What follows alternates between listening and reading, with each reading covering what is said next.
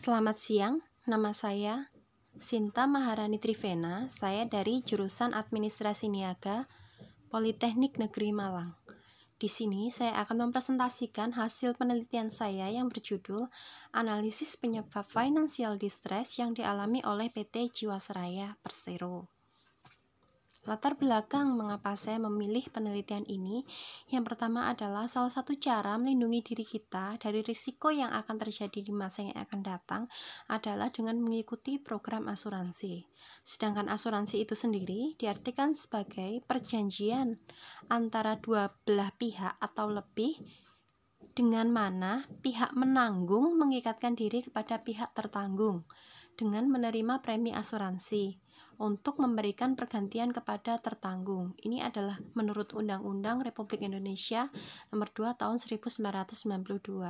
Sedangkan tujuan utama mengikuti program asuransi itu sendiri adalah sebagai proteksi untuk meminimalisir risiko yang akan terjadi di masa yang akan datang. Karena masa yang akan datang itu penuh dengan ketidakpastian. Akan tetapi saat ini banyak masyarakat yang resah dan was-was karena berita tentang banyaknya perusahaan asuransi yang mengalami financial distress. Salah satunya adalah PT Asuransi Jiwasraya Persero. Berdasarkan berita yang saya dapatkan, manajemen baru PT Asuransi Jiwasraya Persero menegaskan bahwa tidak akan sanggup membayar polis GS Saving Plan milik nasabah senilai 12,4 triliun yang jatuh tempo mulai Oktober 2019 sampai Desember 2019. Tujuan dari penelitian ini adalah untuk menganalisis penyebab financial distress yang dialami oleh PT Asuransi Jiwasraya Persero. Dasar teori yang saya gunakan yang pertama adalah tentang asuransi. Asuransi menurut Undang-Undang Nomor 1 Tahun 1992 tentang usaha perasuransian adalah perjanjian antara dua belah pihak atau lebih, dengan mana pihak penanggung mengikatkan diri kepada pihak tertanggung karena kerugian, kerusakan, atau kehilangan keuntungan yang diharapkan, atau tanggung jawab hukum kepada pihak ketiga yang mungkin akan diderita tertanggung yang timbul dari suatu peristiwa yang tidak pasti, atau untuk memberikan suatu pembayaran yang didasarkan atas meninggal atau hidupnya seseorang yang dipertanggungkan.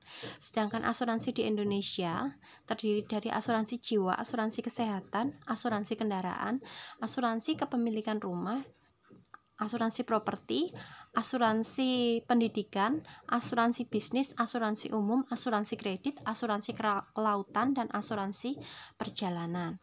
Sedangkan financial distress itu sendiri menurut Platt tahun 2002, financial distress adalah tahap penurunan kondisi keuangan yang dialami oleh suatu perusahaan yang terjadi sebelum terjadinya kebangkrutan ataupun likuidasi. Kemudian selanjutnya adalah alat analisis yang digunakan untuk mengukur prediksi kebangkrutan adalah dengan cara perhitungan Altman Z-score untuk perusahaan non-manufaktur dengan menggunakan rumus yang terdiri dari 4 koefisien, yakni Z sama dengan 6,56 T1 ditambah 3,26 T2 ditambah 6,72 T3 dan 1,05 T4, di mana T1 adalah modal kerja neto per total aset, T2 adalah saldo laba per total aset, kemudian T3 adalah earning before interest and tax per total aset, kemudian T4 adalah nilai pasar terhadap ekuitas per nilai buku terhadap total liabilitas. Nah, sedangkan zona diskriminannya adalah bila Z lebih dari 2,9 maka dinyatakan zona aman. Kemudian jika Z 1,22 kurang dari Z kurang dari 2,9 maka dikatakan zona abu-abu.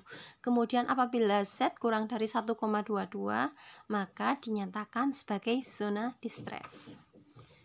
Metode penelitian yang saya gunakan yang pertama adalah menggunakan jenis penelitian deskriptif dengan metode pendekatan kuantitatif dan dilakukan di PT Asuransi Jiwasraya Persero.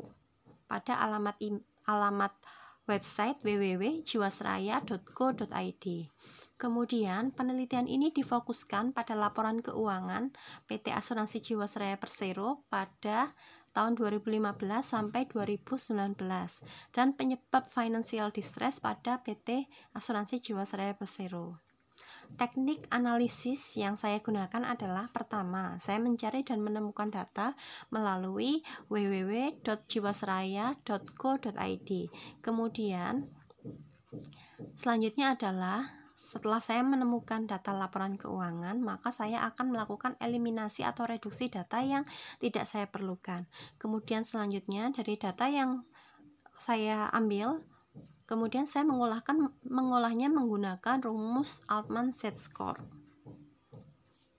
Dan hasil penelitian yang saya temukan adalah pada tahun 2015 hasil perhitungan Altman Z-score adalah 1,96 sekian.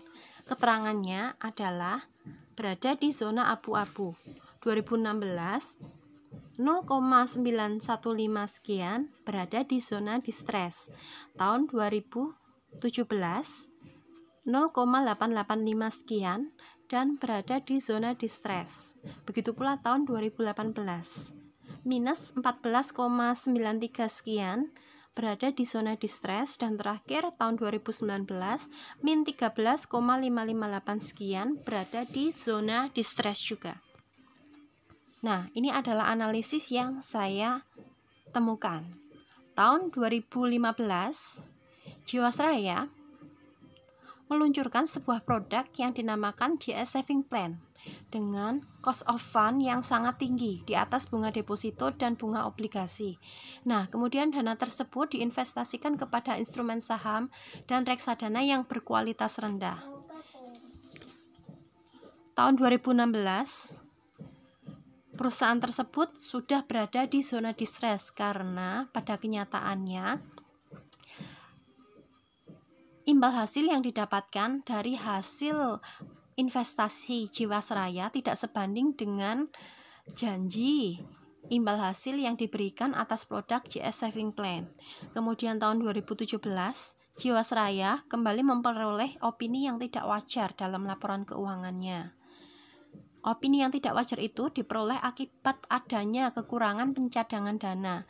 Jika pencadangan dilakukan sesuai ketentuan, seharusnya perusahaan tidak menderita rugi. Dan tahun 2018 terjadi perubahan direksi. Herdirman digantikan oleh Asmawi.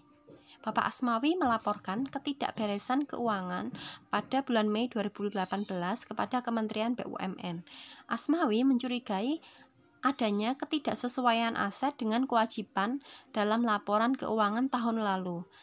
Ternyata, hasil audit ulang menyatakan laba bersih Jiwasraya tahun lalu tidak mencapai triliunan, hanya mencapai 360 miliar. Hingga saat ini, laporan keuangan 2008 belum selesai diaudit. Jiwasraya mengumumkan bahwa tidak mampu membayar klaim polis JS Saving Plan yang jatuh tempo. Seminggu kemudian, Menteri Negara BUMN melaporkan dugaan fraud atas pengelolaan investasi Jiwasraya.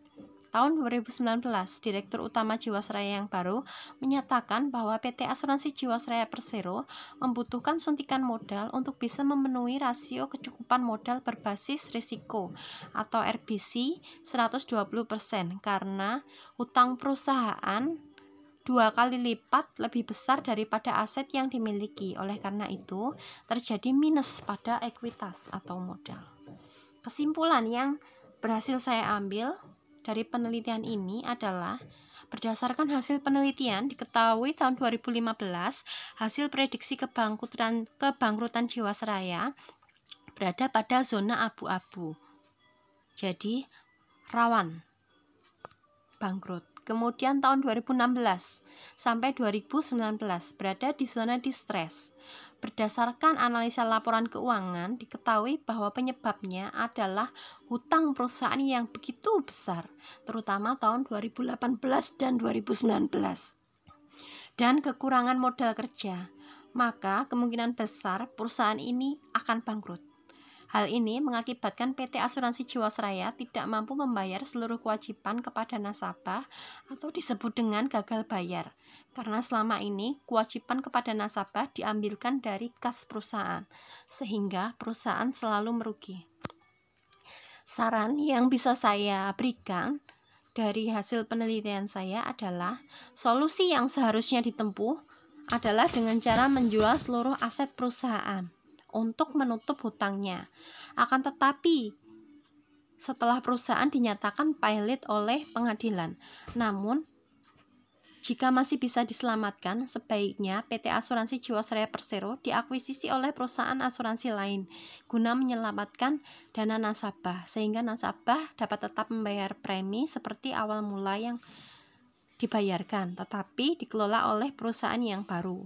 Setelah perusahaan ini diakuisisi, maka dapat memperoleh pendanaan dengan cara menerbitkan saham yang baru dari perusahaan yang baru. Solusi lain yang dapat ditempuh adalah menyuntikkan modal kerja dari Permodalan Nasional Madani atau PNM untuk memperoleh tambahan modal agar perusahaan ini mampu beroperasi kembali. Selain itu, solusi yang bisa diberikan adalah dengan holding asuransi. Semua alternatif tersebut dapat menjadi pilihan untuk menyelamatkan PT Asuransi Jiwasraya Persero dari kebangkrutan serta menyelamatkan dana nasabah. Sekian presentasi dari saya ucapkan terima kasih.